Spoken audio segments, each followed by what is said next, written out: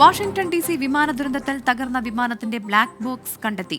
അപകടത്തിന് കാരണം എന്താണെന്ന് ഇനിയും വ്യക്തമായിട്ടില്ല. അപകടത്തിൽ ബൈഡൻ ഭരണകൂടത്തെ പഴിച്ച് US പ്രസിഡന്റ് ഡൊണാൾഡ് ട്രംപ് രംഗത്ത് വന്നു. വിമാനത്തിന്റെ ബ്ലാക്ക് ബോക്സ് കേന്ദ്രീകരിച്ചുള്ള അന്വേഷണം 30 ദിവസത്തിനുള്ളിൽ പൂർത്തിയാക്കുമെന്ന് US national transportation safety board അറിയിച്ചു. അപകടത്തിന്റെ യഥാർത്ഥ കാരണം എന്താണെന്ന് ഇതുവരെയും വ്യക്തമായിട്ടില്ല. അപകടത്തിന് കാരണം ബൈഡൻ ഭരണകൂടത്തിന്റെ വികലമായ നയമാണെന്നാരോപിച്ച് പ്രസിഡന്റ് ഡൊണാൾഡ് ട്രംപ് രംഗത്തെത്തി. യോഗ്യരല്ലാത്ത എയർ ട്രാഫിക് കൺട്രോളർമാരെ നിയമിച്ചതാകാം അപകടത്തിനിടയാക്കിയതെന്ന് ട്രംപ് കുറ്റപ്പെടുത്തി. ഇന്നലെ അമേരിക്കൻ സമയം രാത്രി 9 മണിയോടടുത്താണ് അപകടമുണ്ടായത്. വാഷിംഗ്ടൺ DCക്കടുത്തുള്ള റൊണാൾഡ് റീഗൻ അന്താരാഷ്ട്ര വിമാനത്താവളത്തിലേക്ക് ഇറങ്ങുകയായിരുന്ന അമേരിക്കൻ എയർലൈൻസിന്റെ വിമാനവും അമേരിക്കൻ സൈന്യത്തിന്റെ ബ്ലാക്ക് ഹോക്ക് ഹെലികോപ്റ്ററും ആകാശത്ത് കൂട്ടിയിടിച്ച് തകരുകയായിരുന്നു. ദുരന്തത്തിൽ ആരും തന്നെ ജീവനോടെയില്ലെന്ന് പ്രസിഡന്റ് ഡൊണാൾഡ് ട്രംപ് സ്ഥിരീകരിച്ചിരുന്നു.